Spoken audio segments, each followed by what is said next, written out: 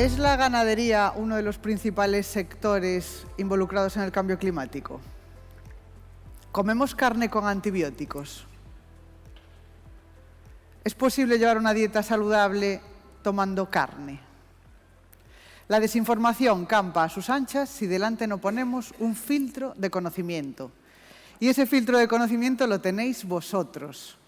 Así que voy a empezar esta charla por el final, haciendo la reflexión y llegando a las conclusiones. Y es que tenéis que anticiparos.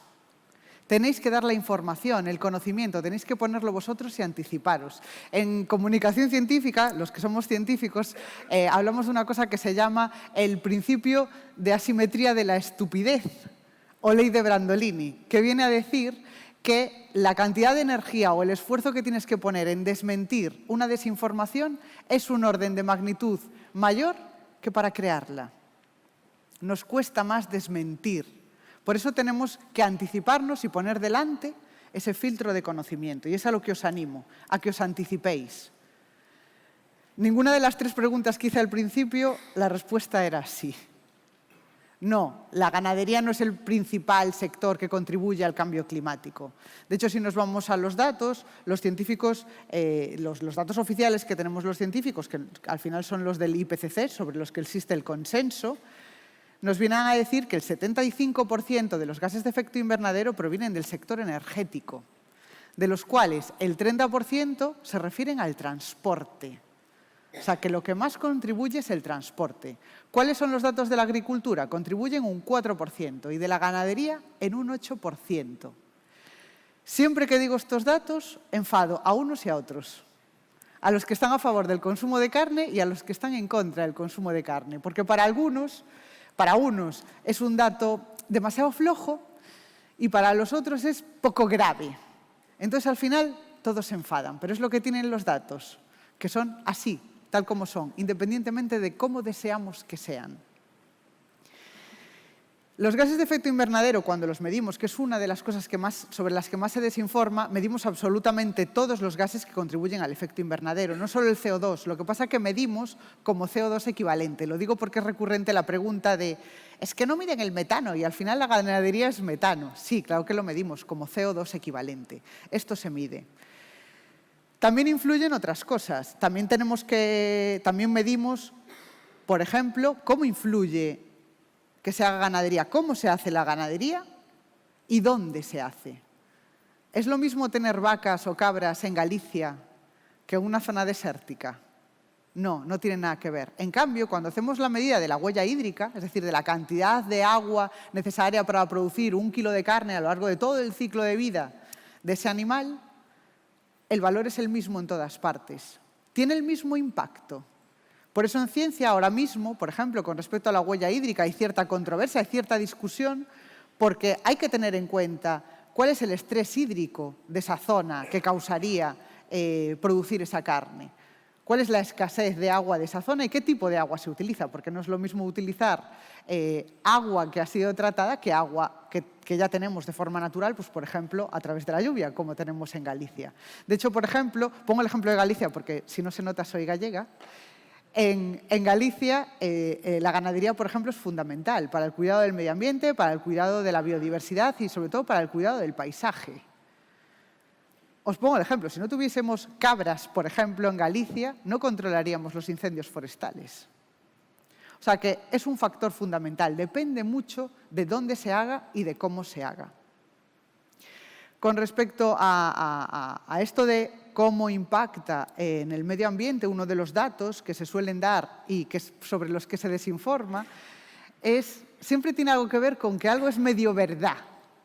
Por ejemplo, se dice mucho eso de que es que casi el 80% del cultivo que se utiliza para ganado, ¿no? Me refiero a semillas oleaginosas, a soja, a maíz, a palma, a colza. Es que el 80% de esos cultivos se utilizan para alimentar animales.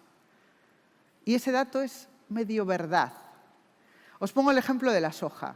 El 15% de la soja es cierto que la consumimos directamente. El resto se procesa. La sometemos a prensado para extraer lo que más nos interesa, que es el aceite. El aceite lo utilizamos tanto en alimentación como para fabricar biodiesel. El resto, en peso, lo que sobra después del prensado, es un 80% del peso de esas semillas de soja. El 80%, de ahí sale el dato, pero es el sobrante del prensado. Eso es lo que le damos de comer a los animales. Lo que deberíamos contar es que no sabríamos qué hacer con esa harina sobrante de soja si no se la comiesen los animales. Tendríamos un problema para gestionar ese residuo. No sabríamos qué hacer con él y sería un problema medioambiental. Y esto es lo que hay que explicar. Con respecto, por ejemplo, a la pregunta, ¿comemos carne con antibióticos? No. ¿Dónde está la media verdad? Es que a los animales se les ponen antibióticos. Claro. ¿Y cómo tenemos que explicar esto? Claro que ponemos antibióticos a los animales igual que utilizamos antibióticos nosotros. Si un animal está enfermo, tendrá que verlo un veterinario y tendrá que ponerle un tratamiento. Y si tiene una infección bacteriana o si va a someterse a algún tipo de cirugía, es probable que un veterinario paute un antibiótico. Claro que tenemos que dar antibióticos a los animales porque tenemos que cuidar de ellos. De eso se trata. Y esa es la información que hay que dar y la que realmente hace pensar y reflexionar sobre la desinformación. La carne nunca llega al mercado con antibióticos. Está pautado un tiempo de espera para que nunca quede rastro ni en la carne ni en los derivados de nada de estos antibióticos. Tampoco utilizamos antibióticos para el engorde, que es otro de los bulos más extendidos. En Europa ya ha prohibido utilizar antibióticos para facilitar el crecimiento de los animales desde hace casi 20 años.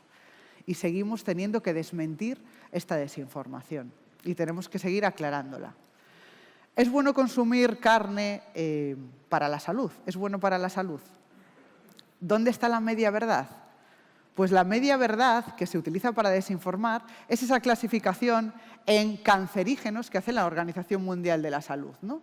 Cuando dice, por ejemplo, es que los procesados y ultraprocesados cárnicos pertenecen al grupo 1 de cancerígenos. Esto quiere decir que tenemos mucha evidencia científica de que producen cáncer colorectal, en este caso. Las carnes rojas, por ejemplo, están dentro del grupo 2A de potencialmente cancerígenos o probablemente cancerígenos. Hay que aclarar qué significa esto, porque esta clasificación en grupos la utilizamos los científicos de forma normal, pero luego no se traslada esta información correctamente a todo el mundo. Cuando clasificamos en grupos lo cancerígeno que es un alimento o exponerse a cierta sustancia, lo hacemos con respecto a la calidad de la evidencia científica. Si tenemos una gran evidencia científica y esta evidencia científica es de calidad, que nos correlaciona, incluso nos da una relación de causalidad, consumir esto produce cáncer, cuando tenemos mucha evidencia científica y de calidad lo metemos en el grupo 1.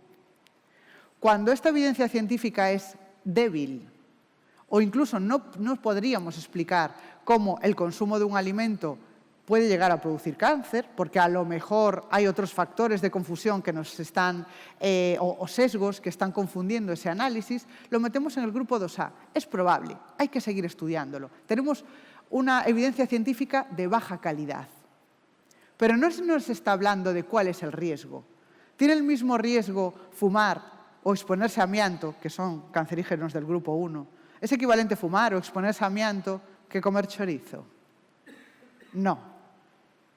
La clasificación en grupos no nos da información sobre los riesgos, sino sobre la calidad de esa evidencia científica, pero no es un indicativo de que produzca más, de que produzca más peligro o más riesgo.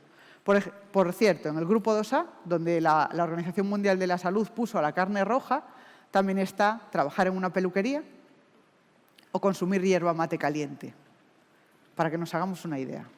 Así es como hay que explicar las cosas.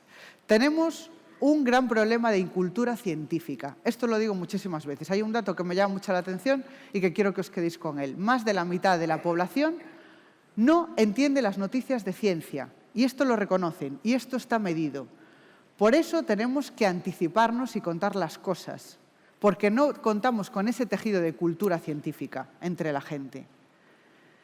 Y anticiparse no es responder con barbarie a la barbarie.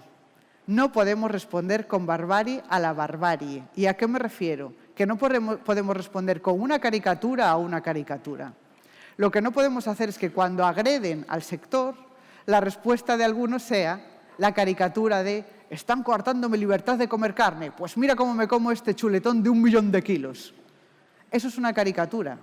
Tan caricatura como el que dice que va a salvar el planeta comiendo garbanzos. Los dos son una caricatura. Por eso, frente a estos discursos emocionales, hay que imponer la sensatez, la razón. Porque estos discursos emocionales, yo estoy muy cansada de estos discursos que al final son frívolos, son cobardes, apelan a emociones rudimentarias. No podemos utilizar las mismas armas que ellos. Sed elegantes, sed sofisticados, anticipaos, llevad en vuestra mano la bandera de la ciencia. Muchísimas gracias.